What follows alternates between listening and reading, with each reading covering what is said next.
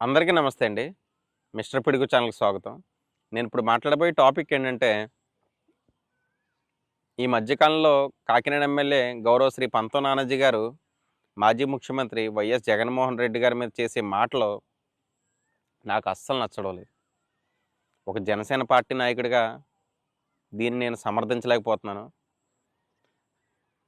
మీరు నానాజీ గారు ఒక విషయం గుర్తుపెట్టుకోవాలి. ఆయన ఒక మాజీ ముఖ్యమంత్రి.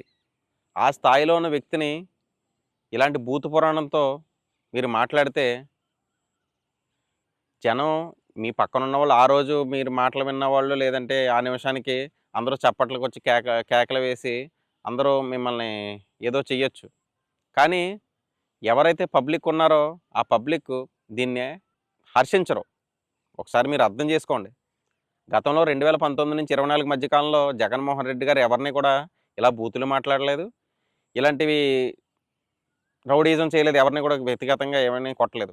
కానీ ఆయన ఇలాంటి చేసేవాళ్ళు ఎవ్వరిని కూడా ఆ రోజు ఆపలేదు. దాని ఫలితమే 2024 ఎన్నికల్లో కూటమి 164 సీట్లొచ్చాయి. ఈరోజు చంద్రబాబు నాయుడు గారు అవ్వచ్చు, పవన్ కళ్యాణ్ గారు అవ్వచ్చు, ఇది మంచి ప్రభుత్వం అని చెప్తున్నారు. అంటే గత ప్రభుత్వం కన్నా మేము బెటర్‌గా ఉన్నాము అని చెప్పడమే కదా! అలాంటిది మీరు ఈరోజు ఒక ఎమ్మెల్యే స్థాయిలో ఉండి ఒక వీధి రౌడీ భాష మాట్లాడడం అన్నది కరెక్టేనా?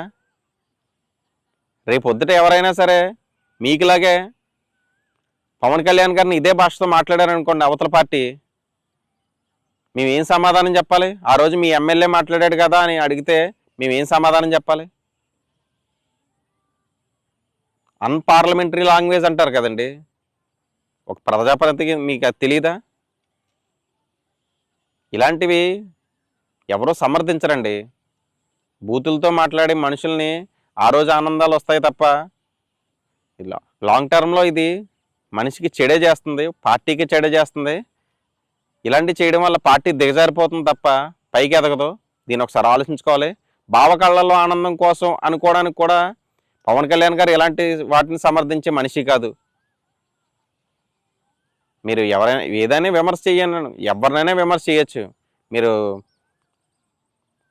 సీఎంని చేయొచ్చు, దేశ ప్రధానిని చేయొచ్చు, ఎవరినైనా విమర్శ చేయొచ్చు. కానీ విమర్శ వ్యక్తిగతంగా ఉండకూడదు. వ్యవస్థ మీద విమర్శ చేయండి, ఆయన చేసిన పనుల మీద విమర్శ చేయాలి తప్ప వ్యక్తిగతంగా ఇలాంటి విమర్శలు అనేవి కరెక్ట్ కాదు. మీరు ఒకసారి ఆలోచించుకోండి నానాజీ గారు.